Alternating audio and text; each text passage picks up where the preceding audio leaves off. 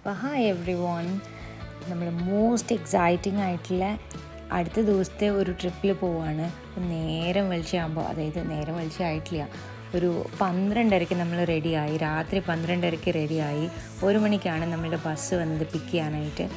1 മണി തൊട്ട് ഒരു 6 മണി 6:30 വരെ ബസ്സിൽ കിടന്ന് ഉറങ്ങേണ്ടി വന്നു. എന്താ വെച്ചാൽ അത്രയും നേരം ജേർണി ആയിരുന്നു. നമ്മൾ ട്രാവൽ ചെയ്തുകൊണ്ടിരുന്നത് ഹുർഗാഡയിൽ നിന്ന് ഖൈറോയിലേക്കാണ്, ദ മോസ്റ്റ് എക്സൈറ്റിംഗ് പിരമിഡ്സ് കാണാനായിട്ട്.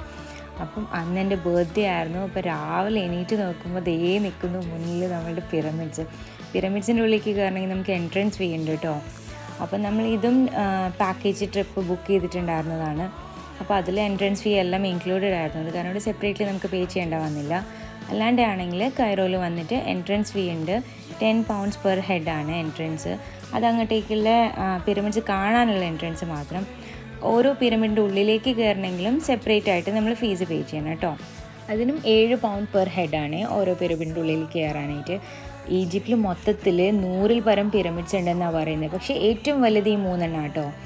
അതിൽ അവരുടെ ഓരോ ഫറാവും ഇല്ലേ, അവരുടെ കിങ്, അപ്പോൾ അവരുടെ ഓരോ ശവകുടീരങ്ങളാണ് ഈ പിരമിഡ്സ്. എല്ലാവർക്കും അറിയാമല്ലോ അല്ലേ. ആ ഒരു കല്ലിൻ്റെ വലുപ്പം നോക്കൂ. എൻ്റെ ഹൈറ്റ് ആകെ 5 അടിയുള്ളൂ, പക്ഷേ അതിനേക്കാൾ വലുപ്പമുണ്ട് ഓരോ കല്ലിനും. അപ്പോൾ എത്ര വലിയ വലിയ കല്ലുകളാണ് വെച്ചിരിക്കണേ നോക്കൂ. അതും എന്തൊരു ഹൈറ്റാണ്. അതിൻ്റെ മേളിലേക്കൊന്നും ആർക്കും കയറാൻ പറ്റുമെന്ന് തോന്നണില്ല കേട്ടോ. പക്ഷെ കുറേ പേരൊക്കെ വലിഞ്ഞ് കയറുന്നുണ്ട്. പക്ഷെ ഭയങ്കര റിസ്ക്കിയാണ് അതിൻ്റെ മേളിലേക്കൊക്കെ വലിഞ്ഞ് കയറുന്നത്. ഓരോ പിരമിഡിൻ്റെ ഉള്ളിലേക്ക് കയറാനും സെപ്പറേറ്റ് ആയിട്ട് എൻട്രൻസ് ഫീ പേ ചെയ്യണം കേട്ടോ. അതിൻ്റെ ഉള്ളിലേക്ക് കയറിയിട്ടുള്ള ഒരു ഡിഫറെൻറ്റ് എക്സ്പീരിയൻസ് ആയിരുന്നു. പക്ഷെ ഞാൻ പോയില്ല കേട്ടോ. എനിക്ക് ആസ്മയുടെ ഇഷ്യൂ ഉള്ള കാരണം കൊണ്ട് ചിലപ്പോൾ അതിൻ്റെ ഉള്ളിൽ കയറി കഴിഞ്ഞിട്ടുണ്ടെങ്കിൽ എന്തെങ്കിലും ബുദ്ധിമുട്ടുണ്ടാവുമോ എന്ന് പേടിച്ചിട്ടാണ് ഞാൻ പോകാണ്ടിരുന്നത്. പക്ഷെ നല്ലൊരു എക്സ്പീരിയൻസ് ആയിരുന്നിരിക്കും. എന്താണെന്ന് വെച്ചാൽ ചെറിയൊരു നടപ്പാതയാണ്, ഒരു സ്റ്റേഴ്സ് പോലെ. താഴേക്ക് ഒരുപാട് ദൂരം പോകണം. താഴേക്ക് ഒരു 15 മിനിറ്റ് നടക്കാനുണ്ടെന്നാണ് പറഞ്ഞത്. പോയവർ പറഞ്ഞതാണ് കേട്ടോ. അപ്പോൾ 15 മിനിറ്റോളം താഴേക്ക് നടന്നിട്ട് അപ്പോൾ അവിടെ ചെന്നിട്ടുണ്ടെങ്കിൽ നമുക്ക് ആ ഫറാവിനെ അടക്കം ചെയ്തിട്ടുള്ള അതൊക്കെ കാണാൻ പറ്റും. അപ്പം അതൊരു നല്ല എക്സ്പീരിയൻസ് ആയിരുന്നു. പക്ഷേ ഭയങ്കര ഡസ്റ്റിയാണ്. പിന്നെ ചെറിയൊരു നടപ്പാതയെ കൂടെ കുമ്പിട്ടും മുട്ടിലഴിഞ്ഞ് നടക്കണം. അപ്പം ക്ലോസ്ട്രോഫോബിക് ആയിട്ടുള്ള ആൾക്കാർക്കൊക്കെ ഭയങ്കര ബുദ്ധിമുട്ടായിരിക്കും അതിൻ്റെ ഉള്ളിൽ കൂടെ നടക്കാനായിട്ട്. പക്ഷേ ഒരു ഡിഫറെൻറ്റ് എക്സ്പീരിയൻസ് ആണ്. ഒരു 10-15 മിനിറ്റ് അതിൻ്റെ ഉള്ളിൽ കൂടെ നടന്ന് താഴെ ചെന്ന് ടോമൊക്കെ കാണാമെന്ന് പറയുന്നത് ഒരു പ്രത്യേക ഒരു എക്സ്പീരിയൻസ് ആണ്. പിന്നെ ചുറ്റിലും പിരമിഡ്സ് ആണ് കേട്ടോ, ഒരെണ്ണമല്ല. അവിടെ ഒരു 3-4-5 പിരമിഡ്സ് ചുറ്റിലും നമുക്ക് കാണാൻ പറ്റും. പക്ഷേ ഏറ്റവും വലുത് ഇത് തന്നെയാണ്. കിങ് കഫ്രി, കിങ് കുഫു, അങ്ങനെ പല പല പേരുകളുണ്ട്. എനിക്ക് ഓർമ്മയില്ല ബാക്കി പേരുകളൊക്കെ. നല്ലൊരു എക്സ്പീരിയൻസ് ആയിരുന്നു. ഭയങ്കര രസമായിരുന്നു അവിടെ നിൽക്കാനായിട്ട്. എന്ന് വെച്ചാൽ വണ്ടേഴ്സ് ഓഫ് ദ വേൾഡിൻ്റെ മുന്നിലാണ് ഞാൻ നിൽക്കുന്നതെന്നുള്ള ഒരു ഫീൽ ഉണ്ടായിരുന്നു. പിന്നെ ഒരുപാട് ആഗ്രഹിച്ച് നമ്മൾ എന്നും കാണാൻ കൊതിച്ചിരുന്ന ഒരു സ്ഥലമാണ്. നമ്മൾ സ്വപ്നത്തിൽ മാത്രം കണ്ടിരുന്ന ഒരു സ്ഥലമാണ്. എന്തെങ്കിലും ഒരു പ്രാവശ്യമെങ്കിലും നേരിട്ട് കാണാൻ പറ്റുമോ എന്ന് പോലും അറിയാതിരുന്ന ഒരു സ്ഥലമാണ്. പിന്നെ പ്രത്യേകിച്ച് എൻ്റെ ബർത്ത്ഡേയും കൂടി ആയിരുന്നു. അപ്പം അത്രയും നല്ലൊരു സ്ഥലത്ത് ബർത്ത്ഡേ ആഘോഷിക്കാൻ പറ്റുക എന്നുള്ളത് എൻ്റെ ഒരു സ്വപ്നമായിരുന്നു. അത് അന്ന് സാക്ഷാത്കരിച്ചു. അപ്പം താങ്ക്സ് ടു മൈ ഫ്രണ്ട്സ്.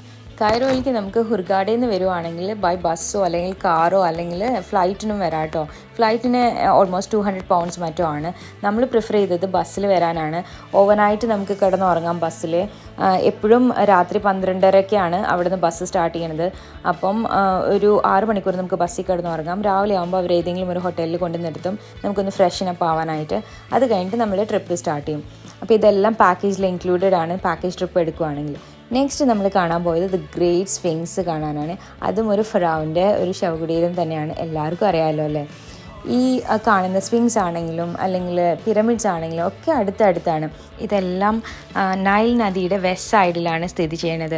ആ വെസ്റ്റ് സൈഡിന് ഒരു ഇമ്പോർട്ടൻസ് ഉണ്ട്. അവർ വാലി ഓഫ് ദ ഡെത്തോ അല്ലെങ്കിൽ എന്തോ ഈജിപ്ഷ്യൻ സിവിലൈസേഷനിൽ ഡിറക്ഷൻ ഫോർ ദ ഡെത്ത് എന്നുള്ള രീതിയിലാണ് കൺസിഡർ ചെയ്യണത് കേട്ടോ. അപ്പോൾ നമ്മളിത് ഗ്രേറ്റ് സ്ഫിങ്സും കണ്ടു. കുറേ നേരം അവിടെ നിന്ന് ഫോട്ടോ ഒക്കെ എടുത്തു. ഇതെല്ലാം നമുക്ക് അകലെ നിന്ന് കാണുമ്പോഴേ അതിൻ്റെ ഭംഗി ആസ്വദിക്കാൻ പറ്റുള്ളൂ. അടുത്ത് ചെന്നാൽ ഇതെല്ലാം ഭയങ്കര ഹ്യൂജ് അല്ലേ. അപ്പോൾ ഇനിയുള്ള എൻ്റെ കാഴ്ചകളെല്ലാം ഞാൻ അടുത്ത വീഡിയോസിൽ കാണിക്കാം കേട്ടോ. അപ്പോൾ താങ്ക് യു.